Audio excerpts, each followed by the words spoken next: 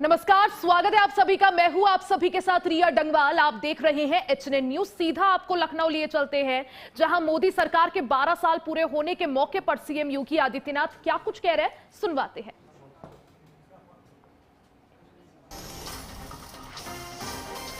तो ये बड़ी खबर आपको बता दें, 12 साल में भारत ने बहुत कुछ हासिल किया। बिना रुके, बिना थके आगे बढ़े, नई पहचान के साथ आगे बढ़ रहा है भारत। विपक्ष ने देश को बांटने की कोशिश की। मोदी सरकार के 12 साल पूरे हो चुके हैं। इस मौके पर जगह जगह केंद्र सरकार और बीजेपी की तरफ से अलग अलग कार्यक्रमों का आयोजन किया जा रहा है। इस बीच लखनऊ में भी मुख्यमंत्री योगी आदित्यनाथ ने इस मौके पर जनता को संबोधित किया। क्या कुछ कहा, परिवारों को यह सुविधा सीधा सुनवाते हैं आपको। मुफ्त में मिली। देश के अंदर अगर आयुष्मान भारत में 60 करोड़ लोग कवर हुए तो उन 60 करोड़ में से 15 करोड़ अकेले यूपी के हैं। देश के अंदर अगर 80 करोड़ लोगों को फ्री में राशन की सुविधा का लाभ प्राप्त हुआ है, कोविड कालखंड में जब दुनिया पस्त हो चुकी थी, हिम्मत हार चुकी थी, तब भारत अपने उन लोगों को पूछ रहा था, उन लोगों की पूजा कर रहा था जिसको दुनिया में कोई पूछ नहीं रहा था। और वह कार्य भारत के अंदर हुआ। तो यूपी के अंदर 15 करोड़ लोग फ्री में राशन की सुविधा का लाभ भी प्राप्त कर रहे हैं। यानी वह गरीब पहली बार सरकार के एजेंडे का केवल वोट बैंक नहीं बना। आप याद करिए, गरीब की जब हम बात करते हैं तो उसकी जाति की बात नहीं करते, उसका मत और मजहब नहीं देखते, उसका संप्रदाय नहीं देखते। हमारे लिए गरीब गरीब है, उसका उत्थान होना चाहिए, उसके प्रति संवेदना होनी चाहिए, उसको बेहतर सुविधा प्राप्त होनी चाहिए, वह शासन की योजना में जुड़ने का हकदार है और वह सस्टेनेबल विकास की उस प्रक्रिया का पार्ट बनना चाहिए जहां गरीबी का दंश उसे कभी फिर से डसने का दुस्साहस न कर सके। और वह मॉडल मोदी जी ने दिया है। गरीबों को उत्थान करके उनको सामान्य नागरिक के रूप में जीवन यापन करके सिर गौरव के साथ आगे बढ़ा करके कि मैं भारत का नागरिक हूं, मुझे भी जीने का अधिकार है। इस रूप में जीने का अधिकार पहली बार मोदी जी ने देश के उन लोगों को दिया। आधी आबादी के साथ कितना भेदभाव होता था, असुरक्षा का वातावरण, भ्रूण हत्याएं,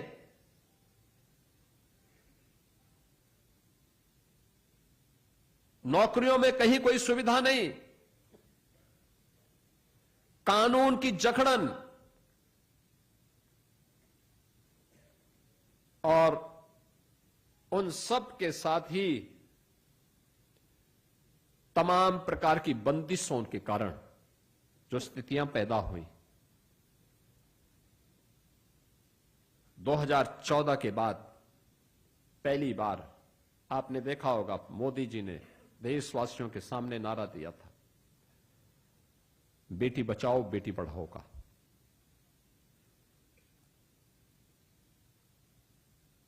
उस समय उन्होंने अनेक योजनाओं का शुभारंभ किया। मातृवंदना की योजना प्रारंभ की, संस्थागत प्रसव हो और मातृ मृत्यु दर को और शिशु मृत्यु दर को न्यूनतम स्थिति में लाया जा सके, बेटे के जन्म लेने से लेकर के उसके स्नातक तक की पढ़ाई की सुविधा उपलब्ध हो सके। ये सभी कार्यक्रम देश भर में लागू किए गए और आज मातृवंदना की योजना और बेटी बचाओ बेटी पढ़ाओ से लेकर के देश की अलग अलग सेवाओं में, चाहे वह भारत की आर्मी हो, स्पेस टेक्नोलॉजी हो, भारत के उद्योग हो, भारत की किसी भी अन्य संस्थान में उस बेटी को बेहतरीन प्लेसमेंट की सुविधा है, उनके लिए आरक्षण की व्यवस्था भी है और नारी बंधन अधिनियम के माध्यम से अब वह केवल वहीं तक सीमित नहीं रहेगी बल्कि भारत की व्यवस्था का पार्ट बनकर के भारत के कानून बनाने का काम भी करेगी। नारी शक्ति वंदन अधिनियम के माध्यम से अधिकार भी भारत की संसद के माध्यम से प्रधानमंत्री मोदी जी ने भारत की बेटियों को, भारत की माताओं को उपलब्ध करवाने का काम किया।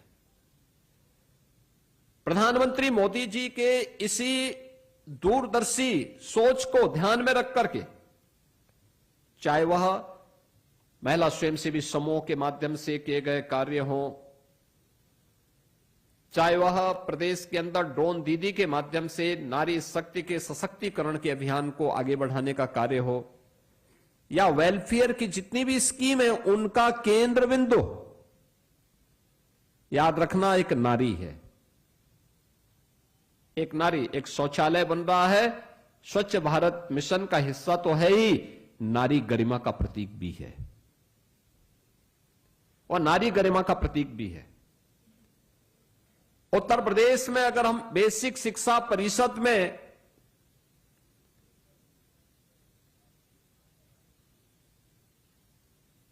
Uniform, bag, books, shoes, socks, sweater देते हैं तो योजना हम लोगों ने प्रधानमंत्री मोदी जी के बेटी बचाओ बेटी पढ़ाओ के ही उस अभियान से प्रेरणा प्राप्त करके 2017 में प्रारंभ की थी।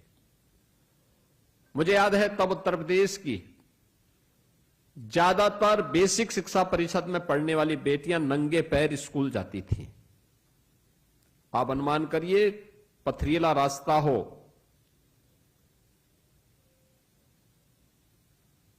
भीषण सर्दी या गर्मी हो, तपती हुई धूप हो या फिर भीषण सर्दी के उस माहौल में वे मासूम पैर, नंगे पैर, तपती हुई धूप में भी और ठिठुरती हुई सर्दी में भी नंगे पैर स्कूल जाती थी। तब हम लोगों ने तय किया था कि बेसिक शिक्षा परिषद में पढ़ने वाले हर बच्चे को हम लोग, और बालक हो या बालिका, बिना भेदभाव के यूनिफॉर्म भी देंगे, जूता मोजा भी देंगे, स्वेटर भी उपलब्ध करवाएंगे। स्कूल में ड्रॉप आउट रेट को कम करने के लिए पेयजल भी उपलब्ध करवाएंगे और टॉयलेट भी उपलब्ध करवाएंगे बालक और बालिकाओं के लिए। और मुझे प्रसन्नता है कि आज हमने शिशुरेशन के लक्ष्य को प्राप्त किया है। कन्या सुमंगला योजना, मुख्यमंत्री कन्या सुमंगला योजना बेटी के जन्म से लेकर के स्नातक तक की पढ़ाई के लिए एक सुविधा उसको उपलब्ध करवाती है। मुख्यमंत्री सामूहिक विवाह की योजना, दहेज मुक्त विवाह के लिए कोई बेटी की सौदेबाजी न करने पाए, इसकी जिम्मेदारी सरकार लेगी और सरकार इस व्यवस्था के साथ जोड़ करके 5 लाख बेटियों की शादी अब तक यहां पर संपन्न कर चुकी है, जिसमें प्रदेश सरकार की ओर से 1 लाख रुपए उस बेटी की शादी। बिना किसी भेदभाव से किस तरह से ऊपर उठकर हर वर्ग को, हर किसी को जो है योजनाओं का लाभ प्रदान किया जा रहा है, इसी को लेकर आप मुख्यमंत्री योगी आदित्यनाथ को सुन रहे थे। यहां रुकेंगे छोटे से ब्रेक के लिए, फौरन वापस आएंगे, बने रहे हमारे साथ।